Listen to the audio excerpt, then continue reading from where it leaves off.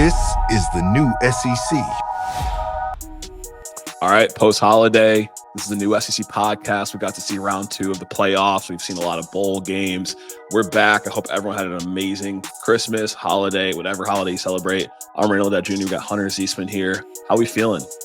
Good, man. We're down to like the last 4 teams, so it's like back to the 4-team playoff. But you know, it was a good week of football. It was better than the week before the first round. So second round gave some good football. The Texas game was awesome. So I'm feeling good. I think we got 4 good teams to be left. So I'm excited for what's up. I'm feeling how you're feeling. I'm feeling good. Like you said, we finally got some good football. I feel like my Twitter feed is not as much complaining about blowouts and bad football. The Texas game, I would say, was the darling of the week. I mean, what would you say? Yeah, Texas game was the best. It's the best game of the playoff so far. Everything else has been a bit of a blowout. But I think the score for Penn State, Boise State doesn't necessarily represent Boise State actually being in the game for majority of it. Notre Dame, they won by 13, but I think it was more of an even matchup than I think even that score shows. Definitely more of an even matchup than what the score shows. And you know, of course, score-wise, the closest one was the Texas-Arizona State one. Something that stuck out to me during this round of the playoffs, this second round, was with the way that these coaches were going about calling the game offensively. Like you saw Marcus Freeman going for it on fourth downs. You saw, Kenny Dillingham being more aggressive on his own side of the field. It felt like coaches were more open to drives being for 4-down territory if they were, looking at a 14-3 deficit or looking at a 10-3 deficit. And so it had this, like 3-2 strike count feel moments often for people that follow baseball and understand that. It's interesting you bring that up because like I didn't notice that, but now that you say it, it is definitely how the games were going. Like they were all aggressive. I think Arizona State went for it 6 times on fourth down. And it's probably partially because you don't want to end up deciding a playoff game by these overtime rules. Like I'm glad that the Texas Arizona State one didn't go to 3 overtime where we do, BS 2-point conversions, because that doesn't really tell a game. So you don't want to end up in those situations. You want to get in there. Exactly. I think every time the football is put in the dirt, you should start off on first down. Like miss me with this like 1 down, 1 shot scenario. Like it should start off, even if it's first and goal and you get 3 attempts to get a touchdown or 4 attempts, however you want to use the downs. Every time that football touches the ground, there should be a first down. Yeah, I'm 100% with you. And it's like, the way that it plays and where you're at on the field, it's not a way to decide a game. But yeah, I mean, I think going for it aggressively in the first round, it made a lot of sense too, because you're at home field, whether you're the home team going for it, that puts the crowd back in it. If you get it on fourth down and you're an away team, it takes the crowd out of it. Now we're a neutral site, so it matters maybe a little bit less, but still, like it's a huge momentum changer, a fourth down play. It's a really huge momentum changer, that fourth down play. And you saying that, talking about, the home team in some of these games, it really also made me think about how we obviously saw all the auto bids go down. It's interesting how much the home field advantage played a role in the first round. The top teams that were the auto bids, whether they were top teams by their CFP ranking or top teams by their new bestowed upon spot because of the auto bid, didn't have that home field advantage, and they were not able to win in the second round. And so that's interesting. It's something that I just thought about as well. I mean, it's such a huge benefit to do that. I mean, Oregon, we were talking about this yesterday, you and I, where it's like, if you were Oregon, would you rather have played Penn State's schedule? It had to play 2 games. You get 1 at home, and then you play 1 at a neutral site, or have to play Ohio State on a neutral field out in California. It's like, it's a benefit playing at home, and it really warms you up. You don't have this long stretch period of, I think it was like 25 days or something for Oregon to take off. Yeah. It's easier to build momentum when you have a home game. And I think the way that the auto buy system worked would have been better had these teams had a home field advantage instead of a bye. And I think an 18 playoff, which is what I've kind of been preaching for, is like you get 1 through 4 instead of a bye, you get a home field. And that I would prefer that over what the buys have done for teams like Oregon, Boise State, even. Yeah. Yeah, I think you can make the case for the 18 playoff. I'm team more football. So give me the 12 team, but remove the auto seeding based upon auto bids. So maybe you see a matchup where Arizona State's in the first round. You see Texas with the first round bye potentially, I think, in that format. But I would take 12 teams, eight 8 seems to be the magic number this year, and I think the talent will continue to spread out. But 8 still would be a good format, and I'm just going to call it like it is. Like these bowls that have these contracts with these stadiums, right? They want to make sure that they're able to get their money and their coin, and that's why we have to see these trophies given out in the quarterfinals. It's like, why not just have the bowl affiliations or alliances start at the semifinal round, the championship round? If there's 6 New Year's 6 bowls, those 6 just swap every year. So that way the first 2 rounds can feature, every team has an opportunity to have a home game that has the advantageous seating to do so.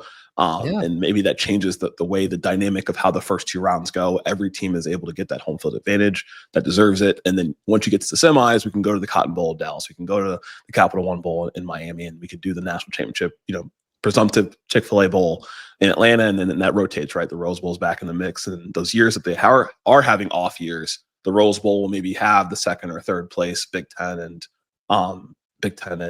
whatever West Coast Conference, because it's not the Pac-12 anymore, in it. Just as an idea. I don't know. I care about it from a fairness perspective.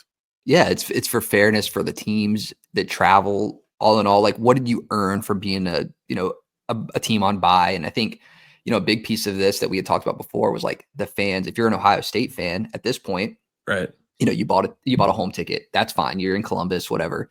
Then you got to travel to California. You got to watch this game.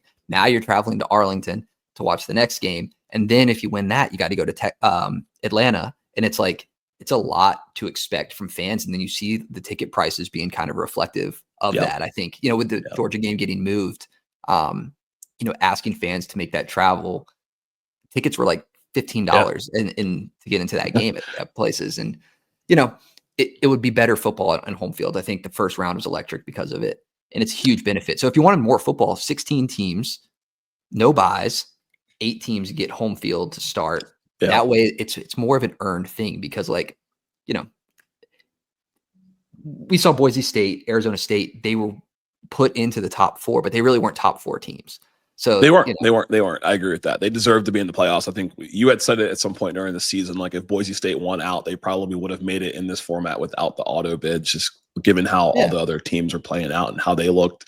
But they were not top 4. That's something to take away. But they played amazing, and that doesn't take anything away from their performance. And so just so many thoughts here. For this episode, we're going to talk just more about the playoffs, just our reactions and thoughts, and then we'll talk a little bit about the bowl games. I know there's been a lot made about the ACC's performance, the Big Ten's performance, the SEC's performance, and some of the other games. Me personally, we talked about it. We watched it and we tuned in. Look, if you ain't playing on New Year's Day or further, like you're not getting as much mind share from me. I'm watching though. Trust and believe. Yeah, I mean, in previous years before we started getting a ton of opt-outs, for sure, like I would watch all kinds of bowl games because it felt, it felt like a real competitive game. But then you watch something, you put a lot of time into watching something like the Miami game, and you're watching these players fight, and then second half is completely different because Heisman candidate quarterback isn't playing. So it's like I'm dedicating a lot of time to a game that is they're not dedicating the time to play. Right. So yeah, I get that from a mindshare perspective. Like the teams need to put in the same amount of effort to earn the fans' mindshare on the game. If you're not a Miami fan or an Iowa State fan, you're watching for the Pop-Tart. You're watching for the Pop-Tart sacrifice. The Pop-Tart pageantry was incredible. Like, let's not downplay that. I mean, the sprinkles on the sideline, the obituary for the previous year's Pop-Tart. It was definitely very animated. Yeah. But from a football perspective, like tuning in to look at the 3rd place Big 12 school versus the 3rd place ACC school after Cam Ward goes out after the second half. Respect his decision. He played amazing in the first half. It's just not really getting much star power value there from Emory Williams or from the team. And in the bowl scenarios, some things that I caught on was, of course, watching Arkansas. Those are good because like Arkansas, you can see what Taylor Green's going to do next year. LSU, Garrett Nussmeier is going to be there next year. A lot of the players that did not go in the portal, you can see it. You can get a good reflection of what your team looks like. A&M as well. And so we'll get into those games, but playoff reactions. I mean, this, like I said, we were talking about it earlier in this current episode. And if you're still here with us, feel free to subscribe, but just good football. If you had to have like one biggest takeaway from the weekend, or from this randomness period of 8 to 10 days, what would you take away from it? I think everyone's idea leaving the first round, it was like, okay, Ohio State might really be the best team. Coming into the season, it was like, Ohio State's probably the most talented team. Saw them lose to Oregon, saw them lose to Michigan. First round, they smoked Tennessee. It's like, Ohio State might be the best team in the field right now. Yeah. Leaving this week, I think it's pretty confirmed. Like, Yep. that's the biggest takeaway, is that Ohio State is the team to beat. And of the 3 teams left, I don't know which one it's going to be to do it. I agree, right? Out of all the teams that have played 2 games of football and advanced to the semifinals, Ohio State has leaps and bounds looked the most impressive, right? Yeah. Texas is squeezing out a win against Arizona State. Respect to Texas, very impressive. Good win against Clemson. They weren't beaten. They're not beating Clemson like Ohio State beat Tennessee, and what they were able to do to Oregon. I mean, Oregon didn't get a point until the last 2 minutes of the second quarter. It was 34-8 going in a half. I mean, that is the definition of belt to ass. Yeah, it is. And it's like, we're talking about Oregon. We're talking about Tennessee. It's not like we're talking about Penn State, who played, Boise State. Notre Dame playing Indiana. Notre Dame playing Indiana, and then playing a Georgia team that's beat up. Like, this is an Ohio State team that played a solid secondary in Tennessee that we've been talking about this year. They played an Oregon team who was undefeated up to this point, and they've looked dominant in both games. So it's like it's an Ohio State team that's not only putting belt to ass, they're doing it against good teams.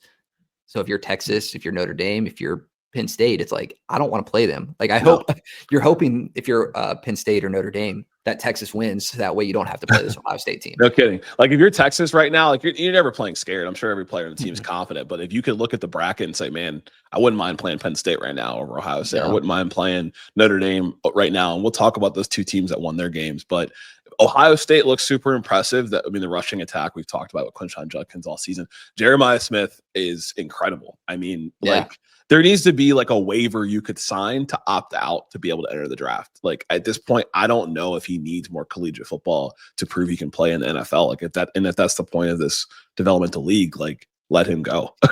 Otherwise, he's going to continue to terrorize college football for 2 more seasons in good health.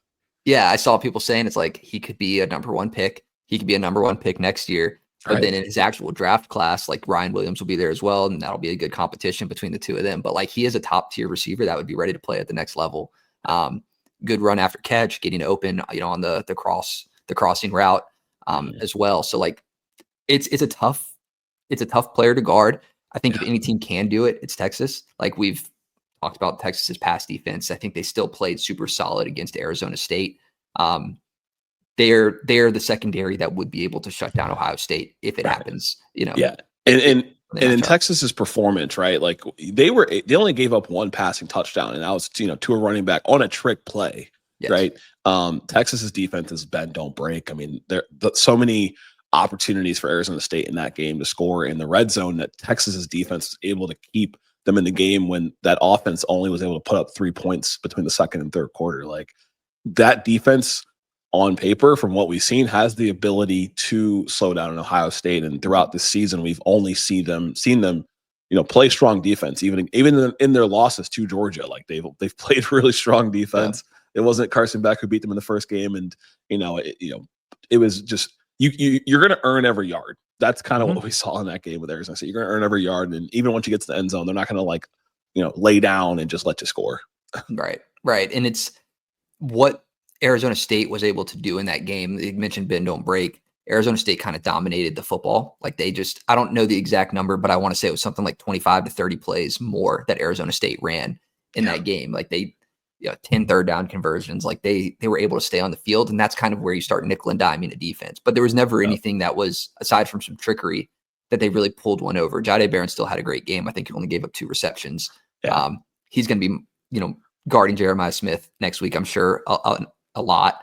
I mean, Jahdae Barron is just I feel like we do this every episode, but just appreciating like how well he pursues the football. There's so many plays I'm watching that game, and it's like, okay, this goes from being potentially a 7-yard gain to like a 3-yard gain. Yeah. Like, he is on it, his tackle angles, in addition to his pass coverage abilities. I'm just so impressed that someone can tackle that well. Like, you don't normally see that from DBs. Safeties are good tacklers, but like, he's one of the best at this level right now.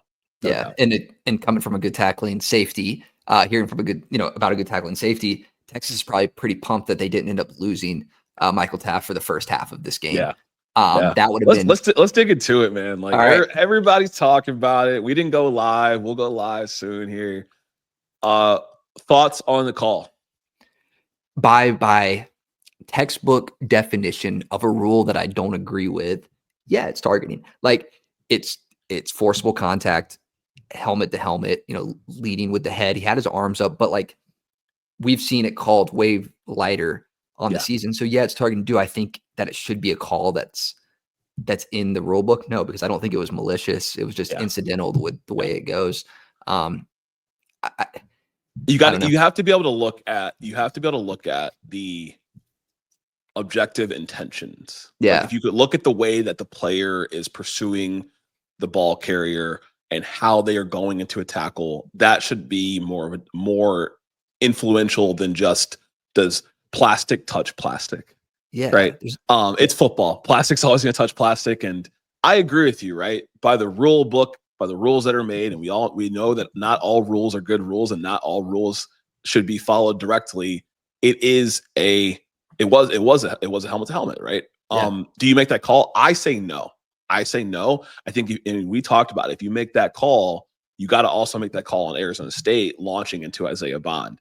I'm not saying this because we primarily talk about the SEC. I'm saying it because you got to look at the plays in the context of how important that aggressive hit was to the situation. If that was the only way that Taft could have tackled him was to have an illegal tackle and it was egregious, yes, call it. But he was there. Like, he met him there because he was in the right position, and he just kind of ran and stayed on his feet until the last possible moment. You can't fault him for the pursuit that he did there. I think there's so many players in high school and college practicing making hits like that today.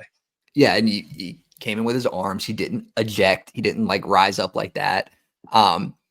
There's got to be some sort of incidental difference. And I think, Connor Stallions made a point, Michigan sign stealing aficionado, that there should maybe be a 5-yard penalty for incidental contact, 15 yards if there's egregious, contact, and then an ejection if it's with malicious intent. Now we're introducing more objectivity, subjectivity around the topic. So it's like, do you really want to do that and give refs more power?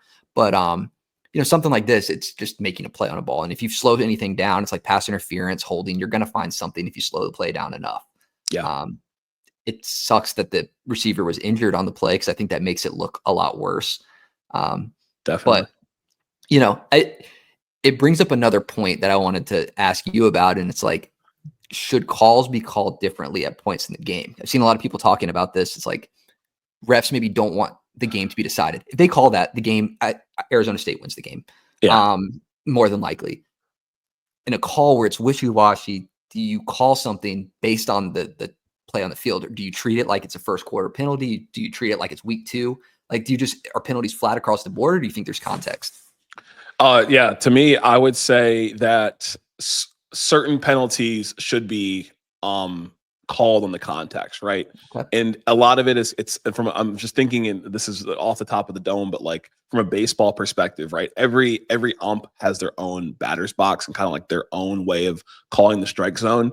If you're calling a game with a lot of holding calls, you got to be consistent about it. If you're letting the players grab jerseys and block outside the numbers, which a lot of times is holding for offensive and defensive linemen, you got to play it that way and not let calls interfere with the most pivotal moments. And so I think there should be some subjectivity depending on how you call the game, especially when it comes to holding and pass interference, defensive pass interference. If it's egregious, right? Like it's always hard to watch a game and you see, offensive pass interference from the other side of the field on the third down, or something that didn't even really affect the play, but it was by the rule book a penalty. Just in these weird times where maybe the team that you don't want to see win gets the advantage from that flag. So I think you should call it objectively. I do agree with the flagrant 1, flagrant 2 model that Connor Stallions suggested. I'm not going to lie. I think that's a good model. It gets people thinking more creatively about this rule and how we should call it, and what to expect of players going full speed. playing football in real time. Like they're not playing it in front of cameras, not playing it from the ATT pylon cam. Like this is happening in real time. Yeah, and it's easy, I think, for fans that want to see the Cinderella story. Like, more than not, people want to see Arizona State win. You don't want to root for a powerhouse. It's just, if you're not a Texas fan, you don't necessarily want to root for that. But then you put the blinders on to the hit on Isaiah Bond earlier. There was consistency in the call, because I think that was more of egregious of a hit that could have been called and been a game-changing play. Like, it was on the interception. It was before the ball was caught. I don't know how they would have ruled it if it was before the play, or if the receiver could have made a better play without getting hit and overturn that. But it's so bang, right? Like, who's to say that the Arizona State corner didn't launch up because he figured Isaiah Bond was going to jump up for the football? So his intentional point of contact was probably going to be on the numbers, maybe on the shoulders. He went straight to the head, though. It looked like he went straight to the head, but he was ready to send his head probably to the shoulders and numbers. Like, we don't know. Yeah. I'm not justifying it. It's football. It's football. Bang, and bang. And it's tough, because it's like the difference of, I don't like the call if that was called targeting, but by rule book it is. But then there's consistency to the call. Arizona State's not, as a team, is it making that big of a fuss about it.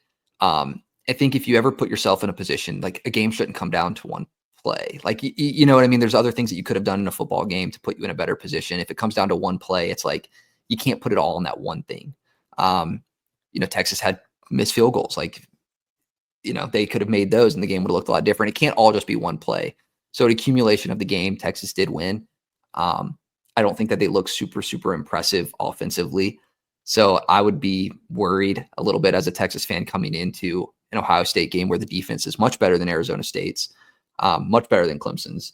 And you're going to have to kind of trust your offense to make some adjustments. Definitely understandable why you'd have concerns about Texas's offense going into the next round.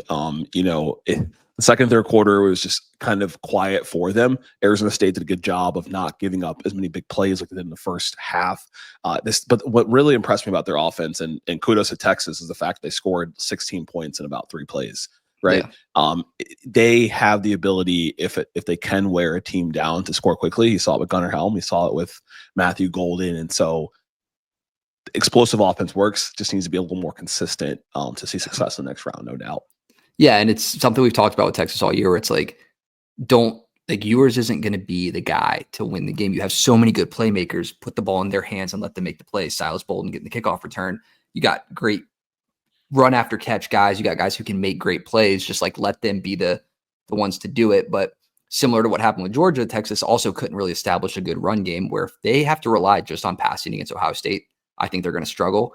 So they're going to need to get the run game working a little bit better. And this is all coming against a harder defense in Ohio State. So, I mean, we're not breaking that game down yet, but it's just, in my mind, it looks like a really, really hard matchup for Texas on paper. It could be, and it's been hard for the last 2 teams. And so it definitely could be tough. Quentin's going against his old school. I almost can't say he's an alumni, obviously went there 1 year, but could be a really tough matchup for them. I think Texas's defense could match up well against this offense for Ohio State. The other 2 playoff games that we got to see this past week was the Penn State Boise State game. In some ways, they were able to slow down Ashton Jeanty, but I still think he got over 100 yards. So it was just, to me, it was a game of the trenches. Like, it was just, if you watch the game or you watch the highlights, it was clear that Big Ten football players are better, or not better, bigger, stronger, and better, but bigger and stronger in the trenches. Yeah, and I think the Ashton Jeanty running stats, like, a lot of it came late. They did shut him down for the most part, and that was kind of Boise State's way that they've operated all year. And Penn State shutting that down makes me hopeful for what Penn State can bring forward. Georgia did a good job of shutting down Notre Dame's, rushing attack. So if Penn State brings that same level of defense to Jeremiah Love, to Riley Leonard, they should be okay in the next game. But Penn State did what they needed to do, shut down the one guy they needed to, stack the box. So, good on Penn State. I think, they were favored. I thought they were going to win. So does this take the monkey off of James Franklin's back? I was listening to a couple podcasts this morning and this week, and some are trying to say, has he officially gotten the big win yet? And we're in the semifinals now. No, I mean they're in the easiest path of all of the teams. Notre Dame even had a harder path, even against a banged up Georgia. But had they been in a Tennessee spot, had they been in an Ohio State spot, having to play Tennessee even, I don't think that Penn State would have looked like they had. They have the easiest path, which is a problem with the format, the way it needs to change. But no, I don't think so. I mean, and they're even getting the easiest next game. Like, Yeah. I think that Notre Dame is the easiest of the teams, whether it's Texas or Ohio State. So no, I don't think it's off the back yet, because at this point, in my eyes, it's like, okay, you made the 14 playoff. Like now let's play some ball. Right. It kind of feels like it's a little bit reminiscent of the playoff where it was like Michigan played TCU and Georgia played whoever they played, Ohio State in the semifinals. Like this Texas Ohio State game is in some ways the national championship. It's the better in the other forward. round. Not saying Notre Dame and Penn State can't win the national championship. I think Penn State can win it. I think Notre Dame can win it. We'll get to it when we talk about that game and how Georgia performed. But it feels like out of the two games, this Texas Ohio State game in the semis and the Cotton Bowl in Dallas is going to determine who wins the national championship. Yeah, and I think that applies more. Should Ohio State win that game? If Texas wins, I do think that Notre Dame or Penn State could beat Texas, but I think Ohio State has the edge on all of them. Not to backtrack on me kind of doubting Ohio State earlier, but they lost to that's college football though. Everybody has their takes, and then once the games are played, we switch our takes, or we make reactions to what we saw on the field. Like the first round, we were like the ACC is trash, and certain teams didn't belong. The second round reactions are like Notre Dame looks legit. It gets a Georgia backup. Texas got some fight. Arizona State's real. They got Cam Scottaboo is my SEC podcast dog of the week. I mean, they're real. Yeah. So. It's the change of, and me and you had chatted about this, where it's like all that matters right now is how you're playing right now in December and January. Less of the season matters because of the bigger field. Like if you're Notre Dame, you lost to NIU at home. Who cares? Like you're here. It matters how you're playing football right now. I mean, even a month ago, Ohio State, they lost to Michigan. Alabama's getting clowned right now for losing to Michigan. The team that everyone is presuming is the best team in the field lost to them a month ago. It was still cold outside. Point. You know what I mean? It's not like it was early in the year. So it's like, all that matters is what's being played in this exact moment. So yeah, I mean, wipe everything else away and now look at now. And that's why I think Ohio State's the best team. I think Notre Dame is doing okay, but I don't, if we could shift gears to that, and their offense didn't necessarily look that good. Notre Dame's offense? Yeah. I mean, like Riley Leonard made some things happen. It was great. I mean, Georgia's defense, Georgia is Georgia, but all year they've never really looked that solid as like a national championship number 2 in the country contender. Like they've looked weak at times, and they gave up to Riley Leonard some plays that I think were expected to give up. We saw them how they played against Haynes King at Georgia Tech.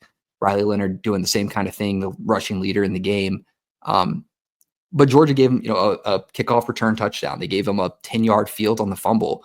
The offense really themselves, having to gain a full field, got 9 points. Yeah. No, it's a fair point, and it's a credit to what Notre Dame's defense was able to do to step up. And it's in it. You have to address the reality of we've seen this type of performance from Georgia's offenses, whether it was Beck at the helm or in this case Gunnar Stockton. Gunnar played well outside of the fumble. That takes the game from being 6-3 going into halftime to 13-3, and you're losing momentum, and you see how hard it was to get sustained drives in the first half. So you give Notre Dame a touchdown, a 13-3 lead, two score lead, and it just, that's where I felt like Georgia was behind the 8 ball. They're not electric or explosive. And that's a problem when you find yourself down in games. I mean, you find yourself down, and who's your guy? Like, where are you going for a 60-yard score? You don't have a Brock Bowers, like, wide receiver reverse handoff to get you 20, 30-yard chunks to, build momentum and to move the ball down the field. I mean, they're missing 2,000-yard receivers from the NFL on this team this year. Yeah, you could hit a guy wide open on this Georgia team and he could drop the ball. Like, it's just they're not explosive enough to come back in games. So when they found themselves down, it's just a tough thing to do. And I posed the question, like, here, would they have been better with Beck at quarterback? And I don't think it changes anything. Stockton played well. They didn't really open up the bag too much. They kept it super conservative, but he had one turnover. Beck is like the most turnover prone quarterback in the country, just about. So like, Yeah. I think he could have been liable for a pick or a fumble himself. So no, I mean, I think that Gunnar Stockton is a super serviceable quarterback. They could have won the game with him had some other things gone better. The running get established. The O-line have played better. You know, the kickoff return touchdown is a huge dagger. I mean, going into the half, like, I don't remember what coach was talking about it a couple years ago. I remember like you got to control the 2 minutes before half and the 2 minutes after half, or 5 minutes or whatever it is. Georgia got smoked in that time period. Yeah, I mean, what you do at the end, we talked about it with the fumble, and what you do at the beginning with the kickoff. It just changes. It changes how you look. And Georgia's all season, in a lot of Kirby's tenure, has been a second half team. Whatever he says to them in the locker room about, eat a W or any of the likes, it works typically. And I think that's where, we've been so critical of Georgia all season about how good they are. And Kirby's always kind of emphasized, like, we play one of the strongest schedules and we win our games. Like, there is something to be said about winning that many tough games, having that many tough tests to take. And so I think this game would have been different with Beck. I'm going to be honest, because, the last 3 games, he had 11 touchdowns. 4 of those came against UMass, but, against Tennessee, he had 2 touchdowns. Against, Georgia Tech, he had 5 touchdowns, no interceptions. So he had been doing a better job of not turning the ball over. And, I'm also a believer in enough big moments create big situations and big wins, right? Like, I felt like this was his opportunity to make up for not being able to play in the playoffs last year, losing in the conference championship last year to Alabama. Like, this might have been his game to say, okay, like, I'm going to make my most impressionable mark on my Georgia history and tenure. Cause right now that the story ends for Beck, you were part of some great teams. You got them to a conference championship, never won a conference championship, didn't get to play in a playoff game, really impressive starter, didn't get the accolades of a Stetson Bennett. And so I think in this game, with the way he had been playing, I'm not saying they would have won, but experience is, there has to be more value put on experience and playing time and continuity in terms of what he could have brought to the table versus Gunnar Stockton. And that's something to take away against Gunnar at all. It could have been a little different. A slight improvement. I think Beck's still kind of trash. So it's like it is what it is. I mean, he's playing better football. He plays good football against Texas. He played good football against Texas, but the O-line wasn't going to do him any favors. Like, no matter who was at quarterback, the running backs, no matter who was at quarterback, they might have drawn up some better things than just a couple. And that's where, when we had Philip Dukes on last week, he talked about this defensive line for Georgia. Impressive. The bar is set so high as a program. The same bar set just as high at Alabama, right? There's always going to be NFL guys coming through, but there's certain guys who are just making plays, making stops. And this defensive line is good, but he gave up over 160 yards rushing to Notre Dame. Riley Leonard had 80 of those. That's his 4th highest rushing total as a quarterback on the season for his own stats. So, like, that's where they're able to continue to convert on third downs, where Georgia was 2 for 12, right? They couldn't keep drives going. It was in the trenches, and that's where you don't normally see SEC teams like Georgia, specifically the creme de la creme of the SEC, not winning that battle. The offensive line was struggling all day, and you have a mobile quarterback who can evade, pressure, but there's only so much pressure you could take, and that's where they lost rushing defense and pass blocking. Yeah, and they did a good job of shutting down the actual running backs and the passing attack for Notre Dame. I mean, less than 100 in the air, but it is, if you can get out of the pocket and extend drives like Riley Leonard did. I mean, Jalen Milroe at Alabama did it to Georgia. Haynes King, like I said, at Georgia Tech did it to Georgia. It's a recipe right now of what you can do against this team. Season's over for them, so blueprint's out, but it'll change for next year probably. Yeah. But yeah, I mean, Notre Dame was the better team that showed up. I think Notre Dame's offense could have a tough week ahead against Penn State. We saw the rushing defense for Penn State do well. Yeah. If they can shut down Riley Leonard, rushing, force them to be a pass-first team, I think we could see a Penn State-Ohio State rematch for the national championship. Yeah. I mean, I feel like, given everything we've talked about with Penn State and Notre Dame, kind of like looking at this preview lightly, first look, I'm more impressed with Notre Dame beating Indiana and beating Georgia than I am with Penn State beating Boise State and SMU.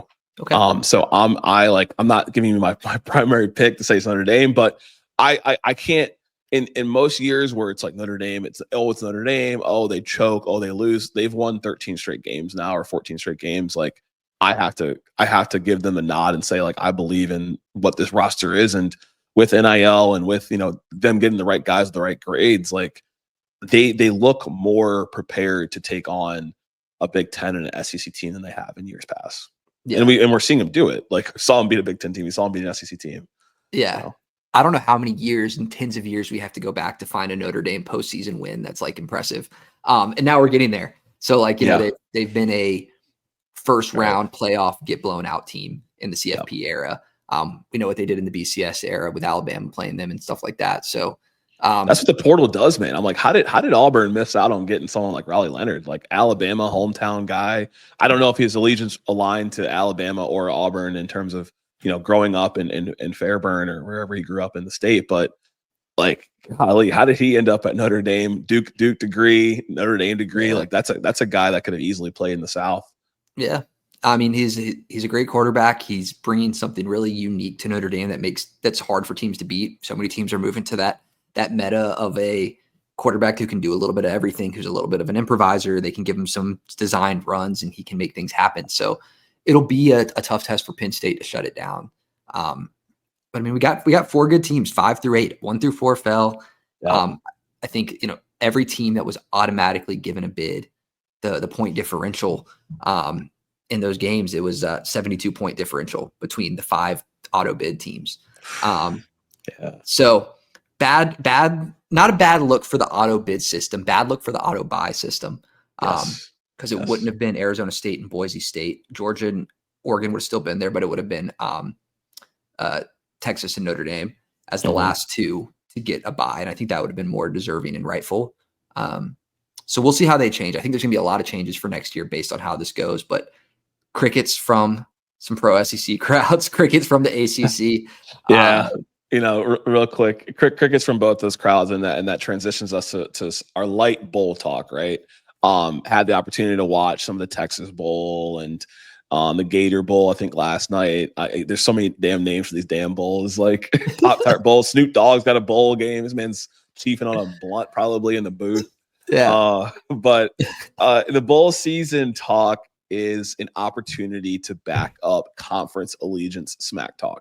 Some of the conference in the SEC is going for every single team. And I think part of the conference doesn't want every team to win the SEC. There's I saw a video of Georgia fans cheering against Texas during that game, right? So, but I think bowl season collectively, you do want to see your conference win. And the talk early in the holiday break was the ACC starting off 1-9. The SEC was about 4-3 at the time. And I think the SEC dropped some games in primetime telly, right? New Year's Eve, New Year's Day. And so thoughts overall from bowl season.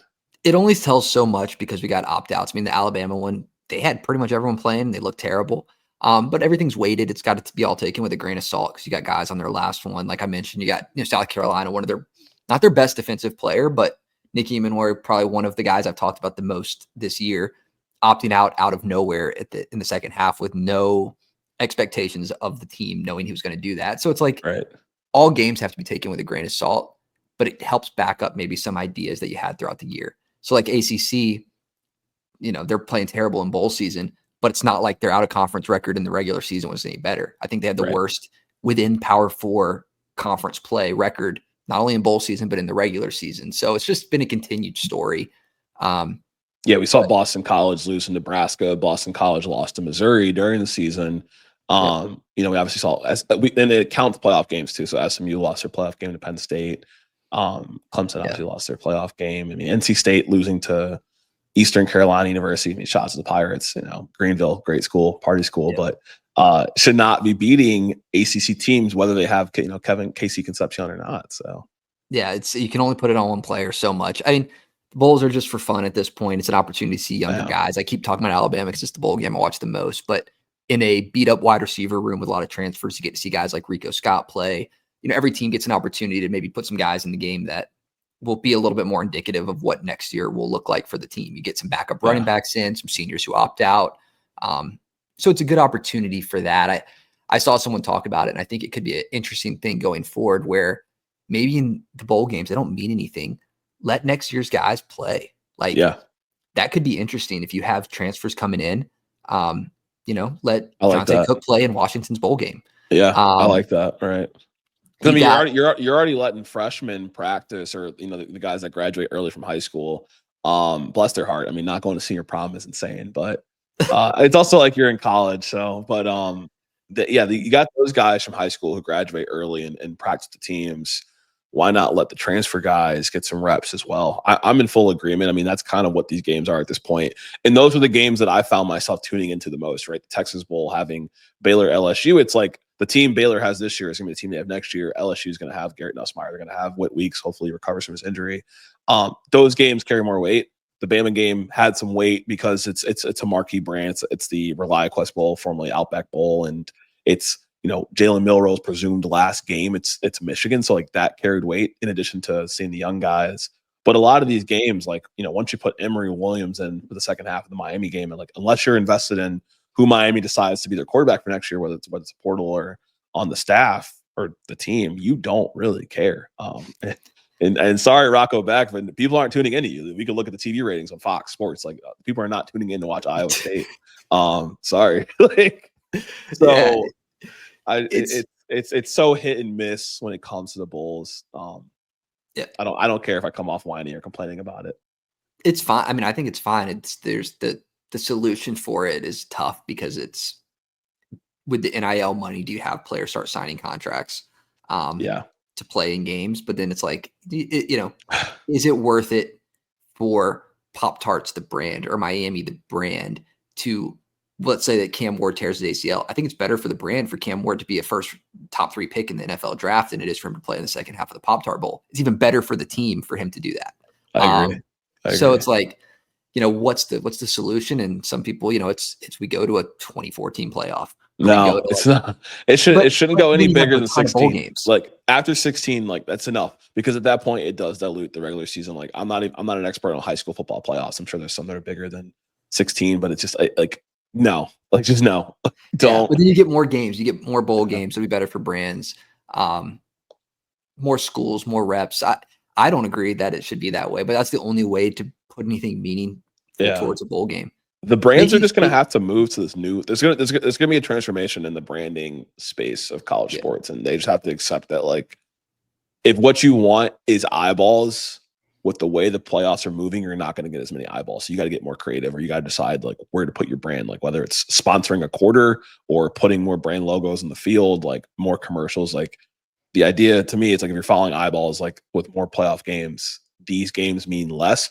I'm not trying to say that just because we talk about the SEC, and the SEC had a rougher day with, South Carolina losing and with, and ultimately with Alabama losing. Ole Miss won their game. Woo, claps. You played Duke. But I think there's going to be a transformation there in terms of how these games are played, marketed, and who's included. You have to, like, I mean, I'm not traveling to the Birmingham Bowl to watch, like, I mean, maybe you would, because you're Vanderbilt, and this is from a bowl rating scale. When we get to our grades, I give them an A+. Like for their standards, that's good for Bandy. Yeah. But some of these other schools, like if I'm an Ole Miss fan, I'm not going to watch them play Duke. No, I mean, I had some friends, Tennessee, 2 days after the New Year's. Yeah, I mean, I had some friends go to the ReliaQuest Bowl, but they live there, so it's like, let's get some tickets, get banged up, and go sit in the rain and watch Jalen Milroe's last game. It's like that's fun to do, but you got to be. It's the luck of the draw on local. You mentioned Vanderbilt. Like Vanderbilt, if you're a fan, it's like, okay, we don't get to see this often, right? But I wouldn't have been on a plane from Ann Arbor to Tampa, Florida, to go watch them play Alabama. Like, no. So maybe I'm just being complaining and not liking college football right now, but. It's okay. It's okay. I'm tired of the playoff complaining, so I'm glad. I don't mind complaining about bowl games. Like I'm so tired of everybody complaining about how many teams should get in or which team should have got in. Like just watch the football. Just watch next the year. games. Everyone just needs to stop. No, there won't be, because what are they going to point to? Because it's like there's been blowouts. Oregon got smoked. They were the number 1 undefeated team. So like there will be no arguments to be made for next year. No conference can really point at it. And Dan Lanning took the high road. Respect to him. He didn't talk about the seeding. Kirby Smart does what I think he does very often, where he's like, I'm not going to complain. And then he just like gets his point out. Yeah. I can relate. I do the same thing, Kirby. Yeah. Like I'm not going to complain, but I'm like, I'm not going to complain, but they could have, reorganized his line and get us up front faster. Like, but I'm not going to complain. It's fine. Like we've all I'm done at a loss it. I'm at a loss for words. Here's some words. It's like, I'm at a loss for words, and then you proceed to all the words you lost just magically came back.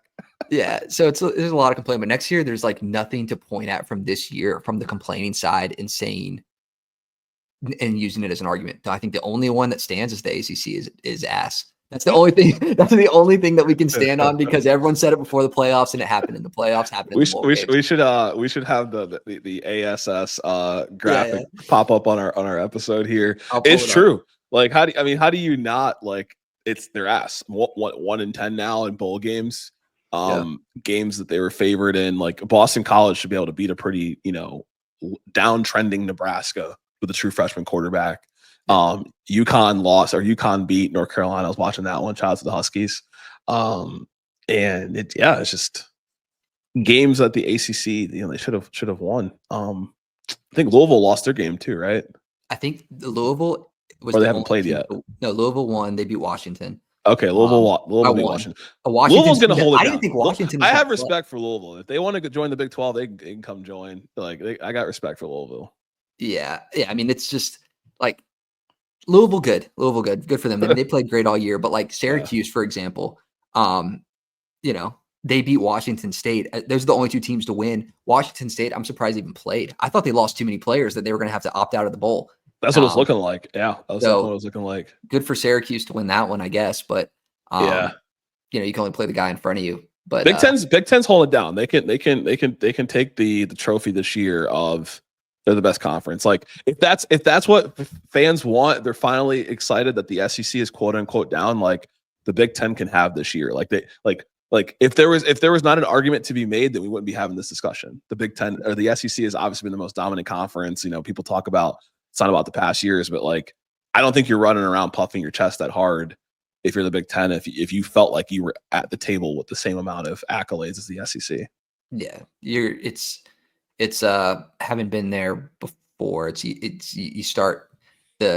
gets loud when when it's your first chance. I mean, the SEC's won so many of the most recent national championships. I mean, Michigan won last year, but I don't think that people would have argued that Big Ten was the best conference last year. Michigan did win, but it's still 2-1 in the Final Four. Like there's 2 Big Ten teams and there's 1 SEC team and there's 1 independent. Like they're like, that was a Big 12 team last year, so it doesn't really count for the SEC. It's like, come on, man. Like the goalpost. Okay, then Oregon doesn't count then. There you go. There you go. Oregon, and Arizona State was a Pac-12 team. Like, I mean, if we're gonna go all the way back down that path, there's so much conversation that now is just that was happening before that now just means nothing. So it'll be interesting to see next year what the arguments are made when we have a 3-loss Alabama team or a 3-loss Ole Miss team. Everyone's like, all right, we're gonna stop talking and just let the committee do their thing because maybe they did get it right.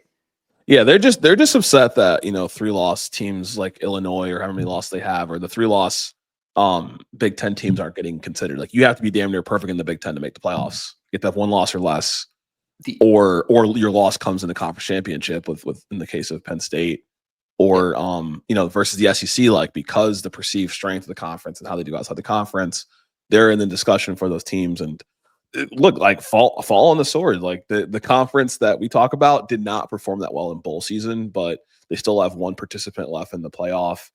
They started with 3. And the team that one of the 3 has got beat by clearly the best team in the playoff right now, Ohio State. So it's you could take the arguments so many different ways. Like I'm here for it. Like you could make it like you said, like you were saying earlier, Alabama's getting flack for losing to the team that's the last team to beat the best team in the country right now, right? According to the remaining 4. So Alabama's getting clowned for it, but Ohio State lost to them, like I said, a month ago. So I mean. I think that loss ignited them. I think that was a loss they needed. Like, I think they were like, all right, like, let's fucking go. Like, and we're in a situation where the loss doesn't necessarily matter. So, like we talked about where it's like Texas beating Alabama last year. It's like, dang, it's only week 2. Now we got to be on fire for the rest Is it almost more impressive some of the championships that have happened in the past prior to the 12-team playoff?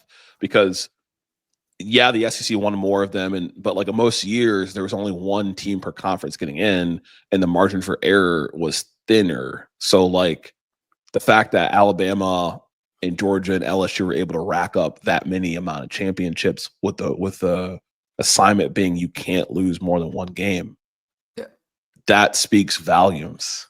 Yeah, it does. It does. And then I think there's two sides to that, where on one side, yeah, you did great the whole season as opposed to a small stretch, but then you only had to win 2 games to win it all. Whereas if you're Ohio State, you have this gauntlet of, we play Tennessee, we play Oregon, now we play Texas, and then we play Notre Dame. And it's like we did that all in a row. So you can make the argument either way, I guess. You can make the argument either way, and that's a really good point. Like, it's a lot of football. We were talking about it last night. Fun facts, me and Hunter are friends here as well. Just kidding. So we were talking about it last night, and it's like, you're like, man, it's a lot of football. And I was like, well, if you make the wild card, that's the first round of the playoffs. Second round is the second round of the playoffs. And then this round will be the conference championships for the NFC and the AFC, respectively. And then the national championship would be the Super Bowl. So it's same amount of football. They obviously play less games in the regular season than the NFL, who plays 17, but it feels like a lot.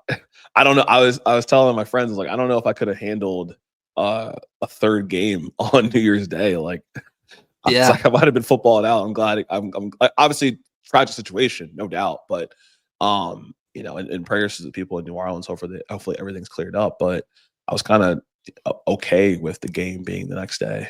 Yeah. Space it out a little bit. It's a lot of football. It's a lot of teams playing. Like I mentioned, Ohio State having so many tough games back to back. It's a lot of football, and thankfully the injury bug hasn't been bad for any team so far. Like there hasn't been like a first round you lose like your best player, and now we're working through the rest of the. So fingers crossed. Hopefully that stays. Like I would hate for Will Howard to go down, or not to jinx anything, but that would suck. That's the downside of playing so much football. True. Is that the team doesn't maybe look the same as it did at the beginning, but hasn't been the case. So we got some good games coming up. We'll preview those in the next episode, a little bit more in depth.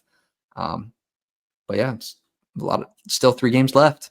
Still 3 games left. We're going to cherish up these last 3. And so if you haven't already, hit that subscribe button, game previews, game recaps, special segments. We're going to be doing our season grades for all the SEC schools here coming up soon as well. And so we're going to enjoy these last couple games. Thank you for tuning in. I'm Randall Ledet Jr. We got Hunter Zeisman here as well. And this is the new SEC podcast.